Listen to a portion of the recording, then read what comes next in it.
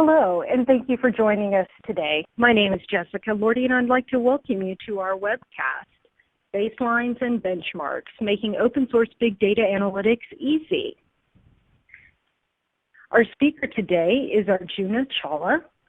He's the Senior Director of Special Projects here at HPCC Systems, and he'll be walking you through some wonderful information about the HPCC Systems platform, as well as some competitive benchmarks.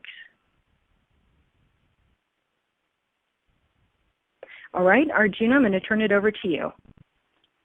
Thank you, Jessica. Good afternoon, everyone. Thank you for joining the Baselines and Benchmark webinar. Today, we will address the most frequently asked questions by our customers and prospects. How does HPCC Systems and Apache Spark compare in terms of performance? Let us begin with our first poll of the day. Are performance benchmarks important to select a platform? Please take some time to respond to the poll. In the meanwhile, let us continue. To me, it's like selecting a football player in the NFL draft. He'll only be considered for selection if he can run the 40-yard dash in under 5 seconds. It is the entry criteria. It is not the only criteria. Therefore, the answer is yes. Benchmarks are important, but only as the entry criteria. Ease of use, functionality, reliability, scalability, and security could be some other important considerations. What are baselines? Baselines is about making sure we are not comparing apples to oranges. For example, it will be an apples to oranges comparison if we were to compare HPCC or Spark to MongoDB. Hence, understanding the baselines is important. For example, HPCC and Spark are similar in how they solve data problems, the technology architecture, the programming model. We will address the details of each in the next few sections. Let us start with how HPCC and Spark are used to solve data problems.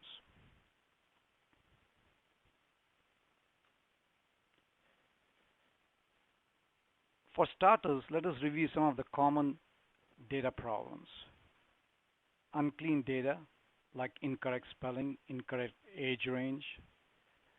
Misclassified data, like incorrect gender classification, male versus female. Missing values, like city or state in an address. Duplication, like repeating customer names. Data noise, where data is not used to solve the problem is recorded. Extraction of data from complex content like HTML documents. And how do we deal with terabytes of data, which require redundancy, disaster recovery, etc.? And how do we deal with many sources of data coming from subsidiary companies, CRM systems, ERP systems, product systems, logs, etc.? And also, how do we deal with complex technology solutions, Hadoop, Spark, HPCC? Do you agree? Well, we have a slightly different perspective. While we agree that some of them are clearly problems, others are actually the solutions. For example, ingesting data from multiple sources might be a good thing. It might help in the currency of the data and eliminate inaccuracies. Let us consider an example. the case where a customer's contact information is populated from 3 different sources. So what is the correct address? Maybe all of them? Maybe the latest recorded address? Maybe the one recorded by the most reliable of the sources? So you have more choices to make the decision if you consider more than one source of data. If you had relied on one source, you'd have to stick with it even if it is incorrect. In addition, we can infer more information from multiple sources. For example, we could infer the migration path of a customer based on his address change over time.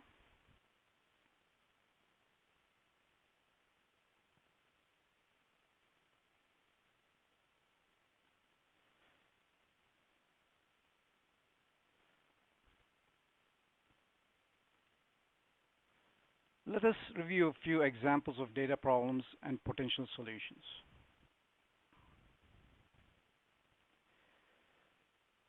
Here is the next poll question. For every new source of data, how many of you execute a data profile report?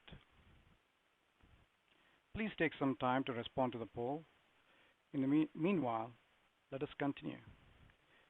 By the way, previous polls have indicated that less than 10% of developers profile their data. Our experience has shown that data profiling is a very important first step that helps you understand the data.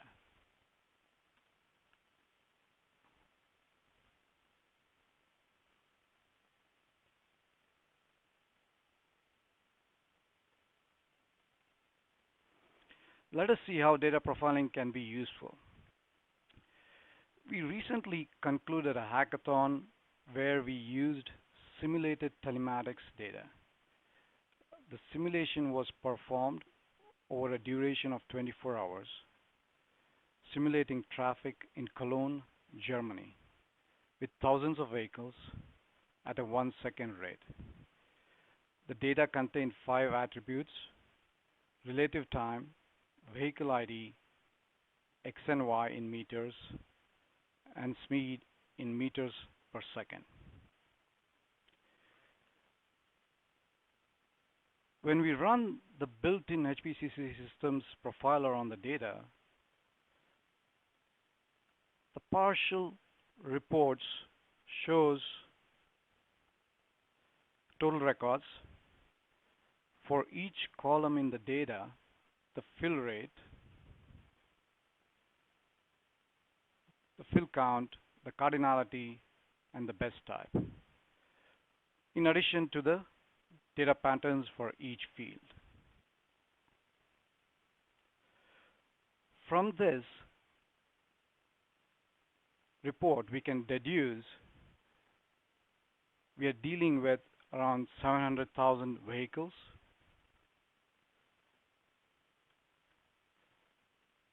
There are missing values for the Y attributes in 2 records.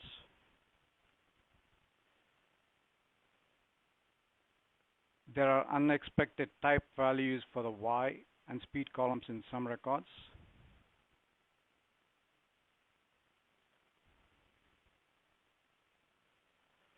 There is an incorrect speed value in 1 record. So as you can see, a data profiling report can provide a lot of valuable information about your incoming data. I hope the example shows why data profiling is very important. It's poll time again. Is deduplication hard?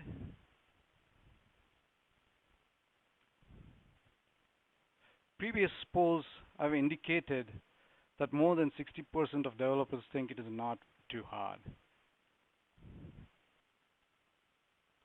Let us consider an example.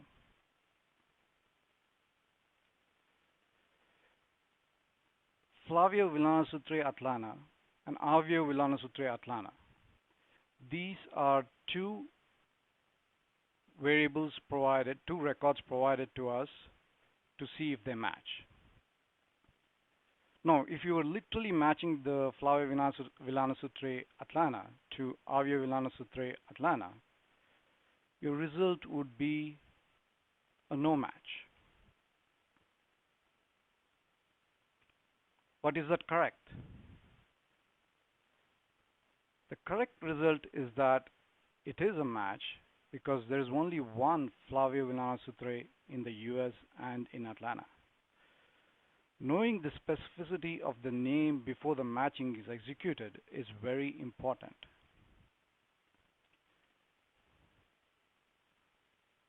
Conversely, let us look at another example, John Smith, Atlanta, and John Smith, Atlanta.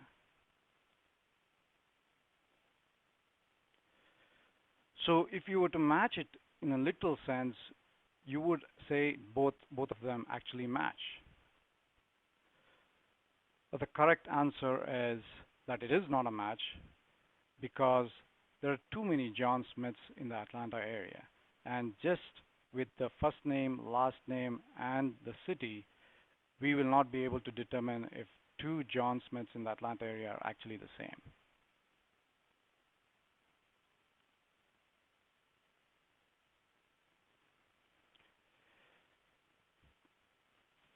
Now, here's another poll. Do you typically depend on a single source for your data? Please take some time to respond to the poll while we continue. The answer is it really depends. In most cases, it is not.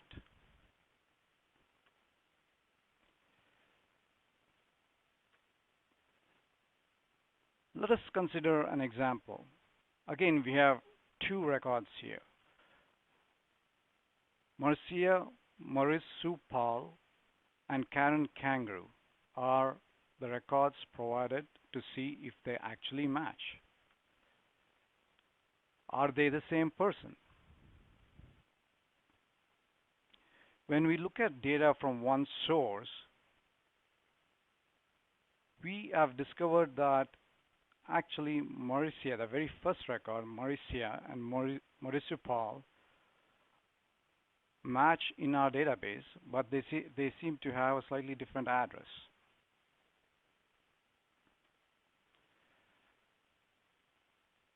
In the same data source, we also notice there's one more record for the same person, but with a different address. And slowly but surely, you can see that the address that Karen Kangaroo has starts converging with what Mauricia, the second record here, is indicating. And when we compare it to a few more sources of the data, you can see that in the second source, Mauricia has actually changed her last name to Kangaroo. And she still continues to live at an address that is already familiar to us. And lo and behold, a few more sources of data, and over time, we can see how both the records actually converge to being the same person.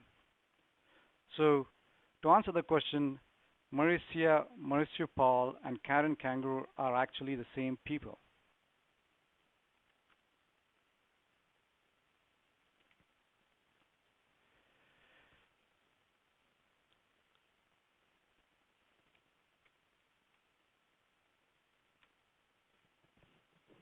Now, let us look at the data maturity process, which is used to convert raw data into intelligent data, where the intelligent data is used to enable end user decisions.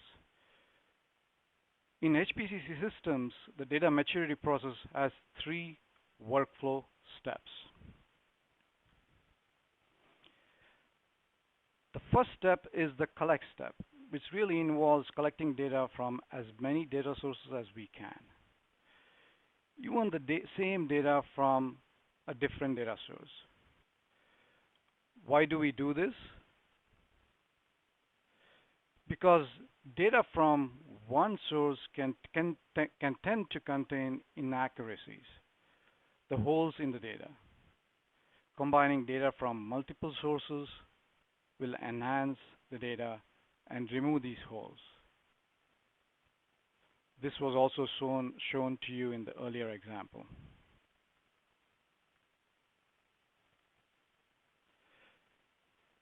The second step is the learn step.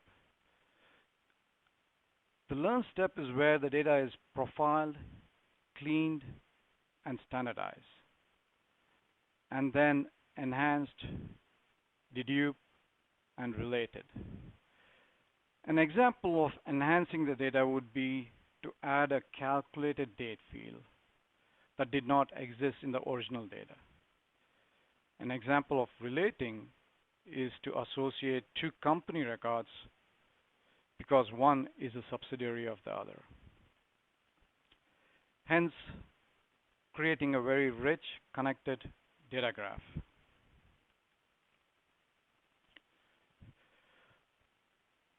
The third and final step is the decision step. The decision step is about accepting inquiry data and providing results. The results can be in real time or batch. The decision step heavily relies on the data that has been learned from the learn step. We will see a few use cases related to this later in the presentation.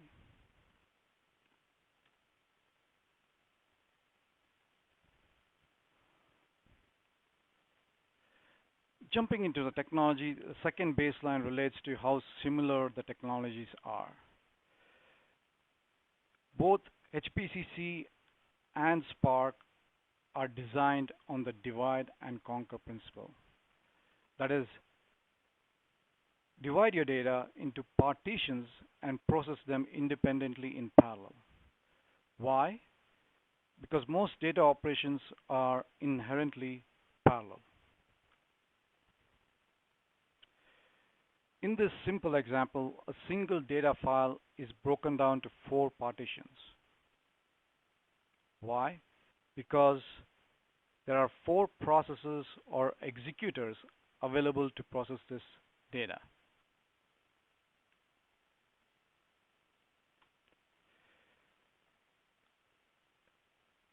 Now, a little more details on how all this applies to HPCC and why we talked about this workflow steps, the collect step, the learn step, and decision step.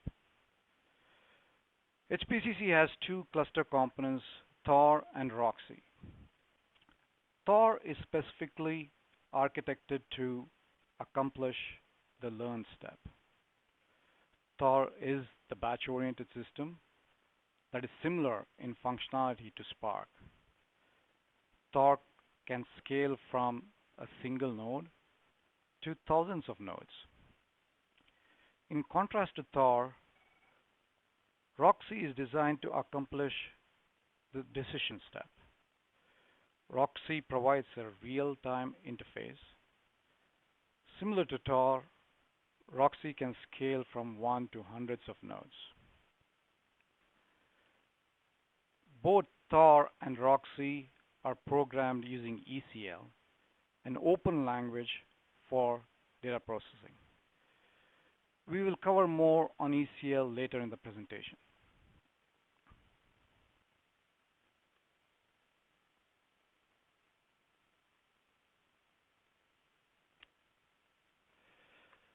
Now, going into a little more details on the Tor cluster.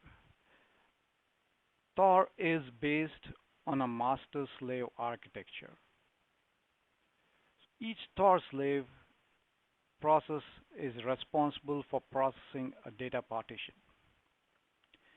Data on Tor is partitioned by the number of available slave processes. The master process acts as a coordinator for the slave process. DALI is the metadata server and is equivalent to the name node in the Spark and Hadoop world. The DFU server is responsible for importing data files and partitioning them. Thor, as you can see, can run on a single server or a multiple server configuration.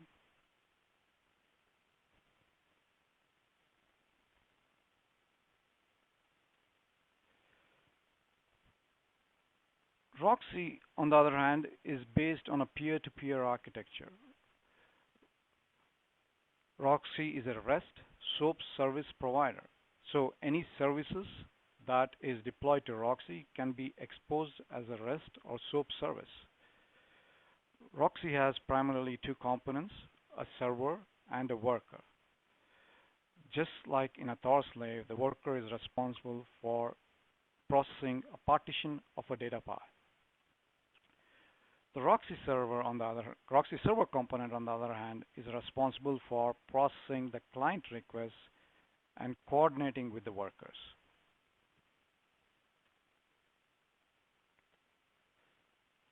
It's time to look at a few use cases. In the insurance fraud use case, we will demonstrate how criminals can be identified with big data analytics. To accomplish this use case, data is collected from thousands of sources. For example, courthouses, online public record repositories, address repositories, phone repositories, motor vehicle related records, police records like accidents, etc.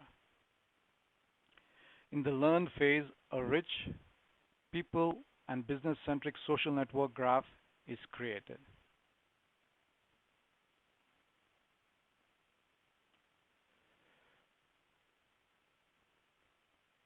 Once we have a rich social network graph, it helps us to solve fairly complex problems. Let us review an insurance fraud use case. An insurance company detected frequent accidents in and around a hospital. The orange circles indicate accidents.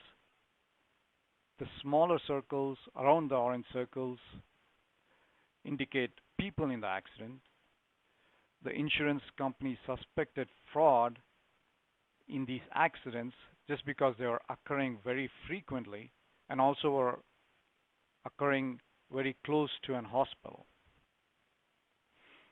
Now, the insurance company was not able to pinpoint the perpetrators of the fraud in this use case. So they provided the data to LexisNexis. Once we took the data, we were able to layer this data on top of what we had previously learned with regard to the population of the United States. Because the rich social network graph that was available through the learn process. The final outcome was that we learned that all the accidents were actually interconnected and were created by two families, and the fraudsters identified. Let's look at yet another use case. Here we learn how big data analytics helps in agriculture.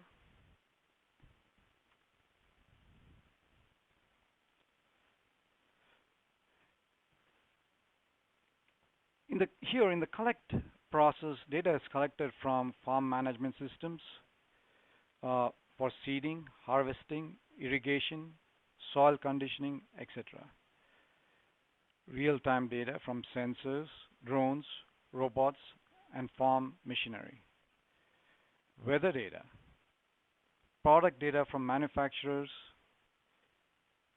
and data from other experts. Again, similar to what you had described earlier with regard to the learn process, we create a very rich graph of related data. The decision process determines better outcomes for farmers and consumers.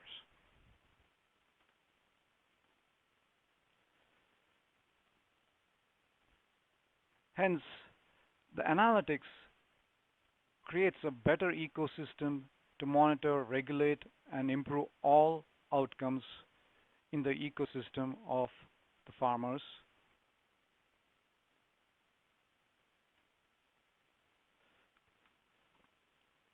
Now the third baseline. Both HPCC and Spark provide a very similar programming model. Even though they use different programming languages, the basic principle is parallel processing on data partitions. ECL is based on the principles of a data flow language. The ECL compiler converts the ECL program into a data flow graph where each node in the graph is a data operation and the connectors represent the data. This is very similar to how SQL is compiled and executed.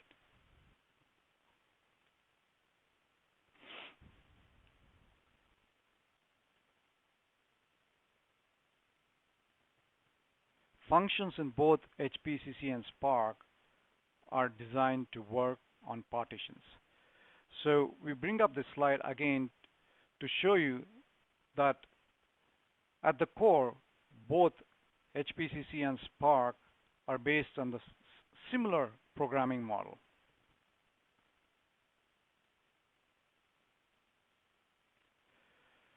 Now, this is another frequently asked question. How does somebody who knows Spark, for example, learn ECL? So to illustrate that, we created a quick mapping table. For example, to transform every record to another record, in ECL, you would use a project function. To simply execute a filter function, in ECL, it will be a data set and a filter. For a transform every record to one or more other records, you would use an ECL normalize function. Group by is very straightforward in ECL as well. You can use functions for rollup and group or denormalize and group, and so forth. So literally for every function that is there in Spark, there is an equivalent function in ECL. And many more options are available in ECL that are not there in Spark as well. So this is a simple example which actually transforms an incoming record, which is really a string, extracts that information out, and then sets up another data set which has a well-defined format of first name, last name, and age. In fact, I'm going to show you how to execute this in the browser using our ECL Playground. Let me switch over to my browser.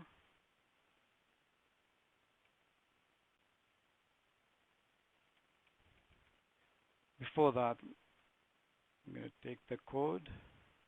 I hope you can see it.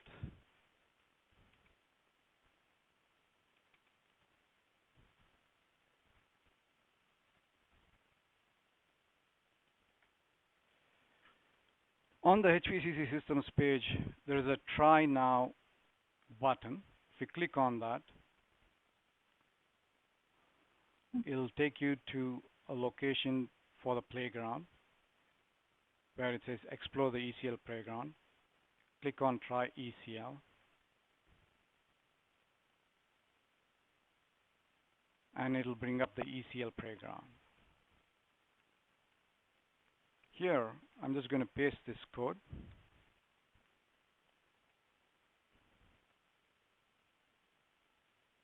And click on Submit.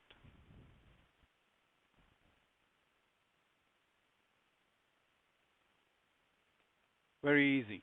So you can see the results straight away.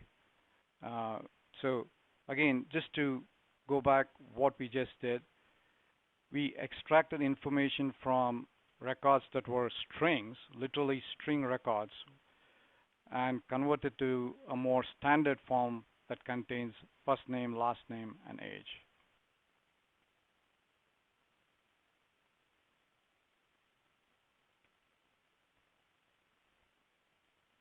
Going back to the presentation.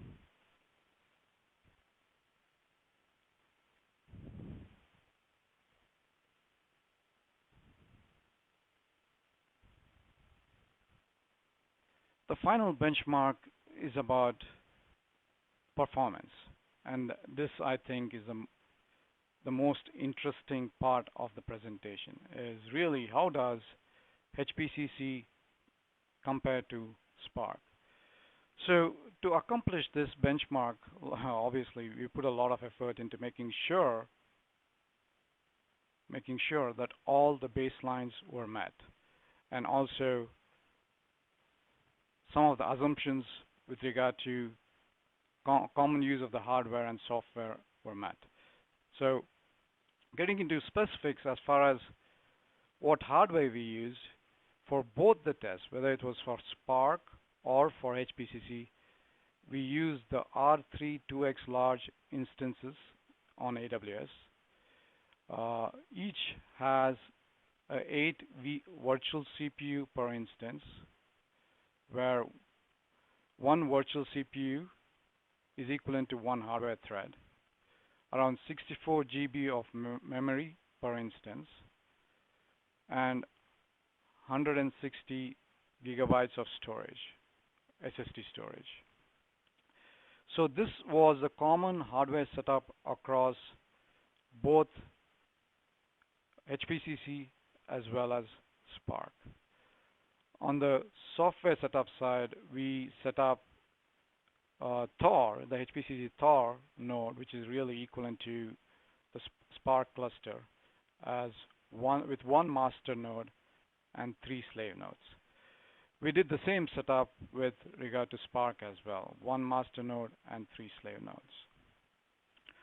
On the data side, we use almost identical data sets, but we tested it on 2 workloads. One was a 100 GB workload. The second was a 200 GB workload.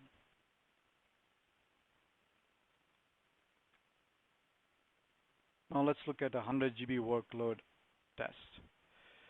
So if you look at the test, you can clearly see that Spark outperforms HPCC in the sort by key instance. It looks like it is twice as fast.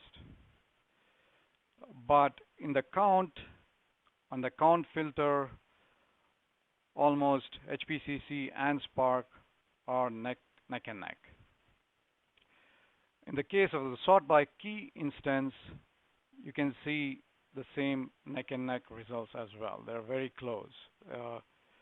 It looks like Spark is a little faster, but HPCC is very close.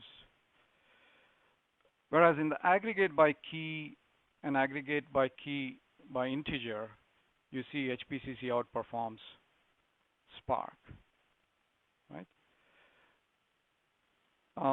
If we go to the next test, which was around 200 GB,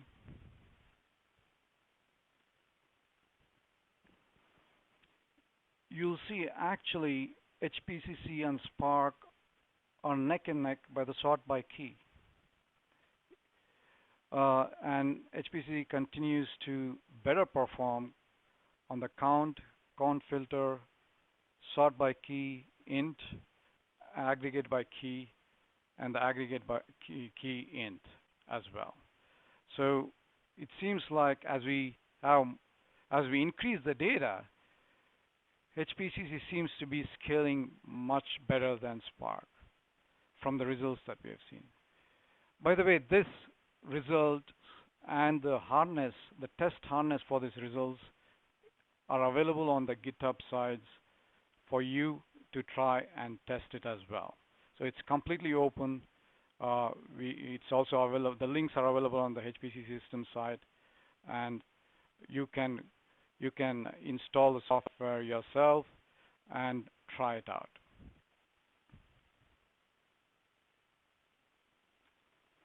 Finally, I want to give a shout out to Tim Humphreys from LexisNexis, Vivek Nair from NC State, who's a PhD student, and James McMillan from LexisNexis, who were really instrumental in performing these benchmarks.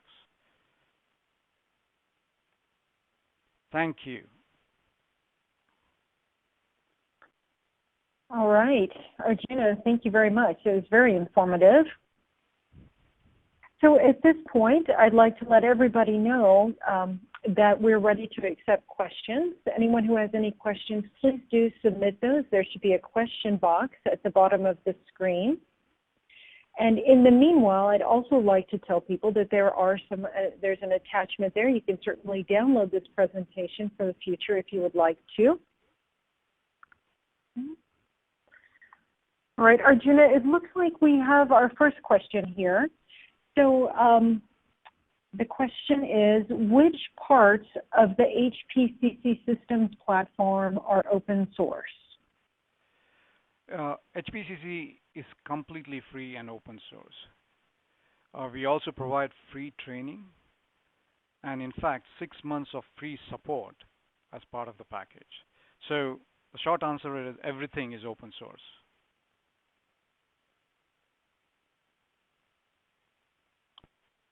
All right, it looks like we have another question here, Arjuna. You showed the ECL Watch, and it looked like there was a lot of information on that screen. Would you be able to show us that again and maybe show us what's in the ECL Watch and what we can do with that? Sure.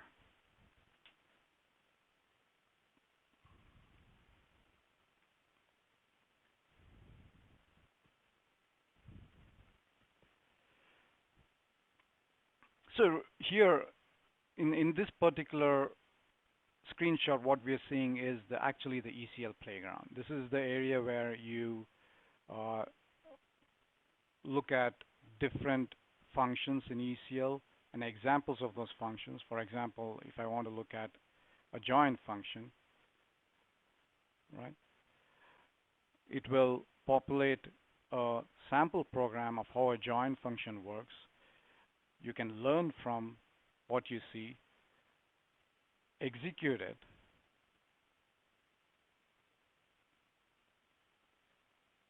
and observe the results.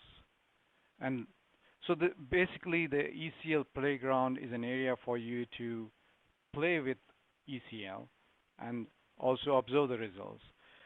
Another thing that you can actually do here is, say, let me try to find a simpler example.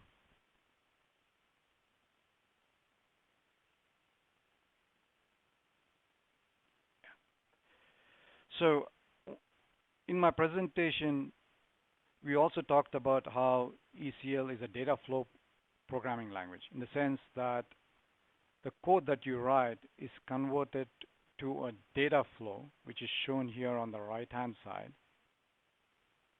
And that is what really gets executed. So each node in the data flow is an operation, and the data flows from one node to the other, right? So this is actually very important when you are debugging complex problems, because observing the data flow, you can look at information like skews, how your data is being optimized, how many parallel steps are there. So it's a very informative way of debugging your data flow process. Okay, so this is really what I'm showing you, and what is available on the playground, what is available on the public playground is the ECL Playground area. But ECL Watch by itself is much more richer than what I'm showing you. It has the ability to monitor your work units. It has the ability to look at the files on your landing zone. It has the ability to import files from your landing zone into the HPCC clusters, deploying code, etc. So ECL Watch provides you the complete harness for developers to interact with the HPCC system. I hope that answers your question.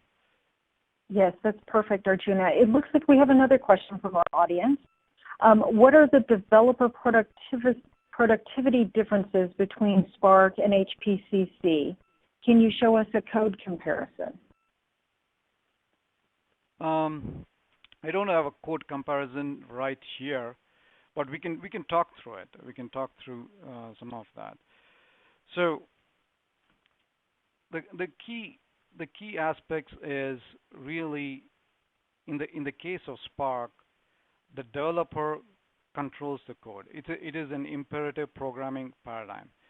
So for example, when you have to parallelize your workloads in Spark, you would have to work on understanding how you have to divide the data, how the partitions are developed, and then you would also have to understand how many executors that need to be allocated to execute these partitions.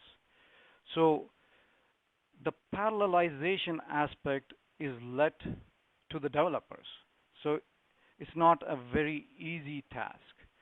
Whereas in the case of HPCC, the parallelization is determined based on how the data flows through the system.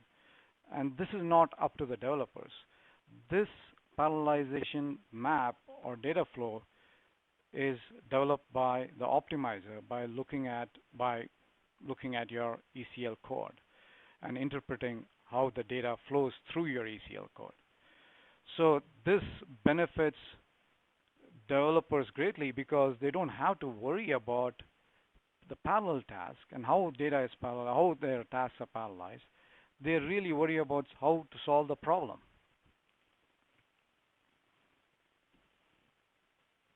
I hope that makes sense. Yes, thank you. It looks like we have another question here, Arjuna.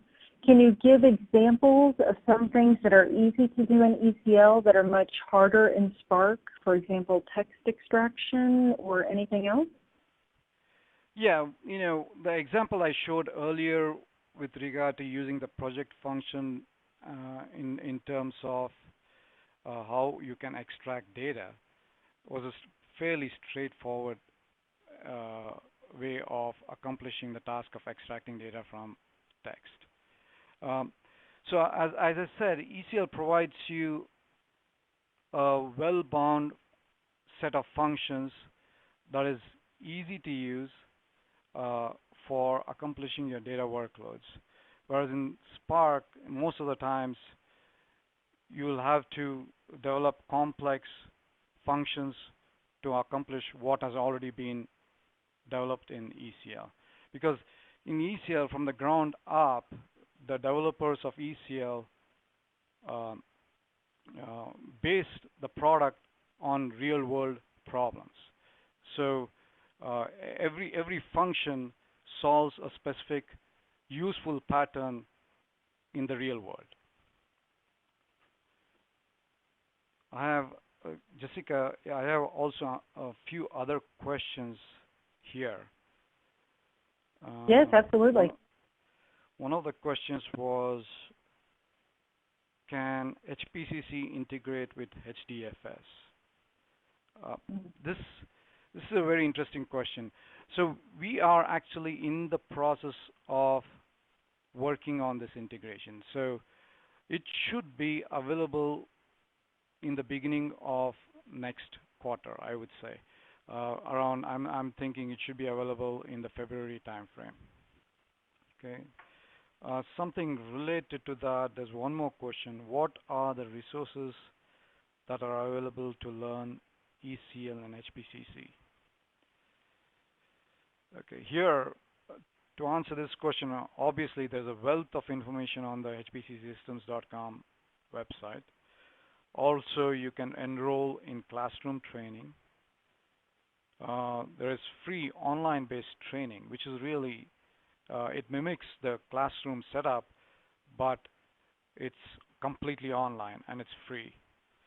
We also do custom workshops based on requests.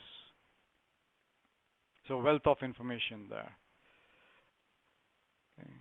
Right. That's an excellent point, Arjuna. I'm just going to expand on that. We have just a wealth of training materials, and a lot of them are online, available 24/7 for free. So please do check those out on our website.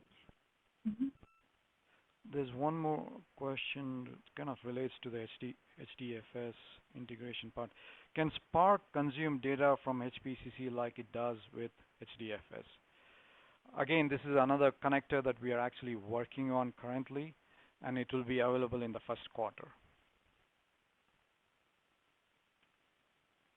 Those are the questions I had seen from my side. Mm-hmm.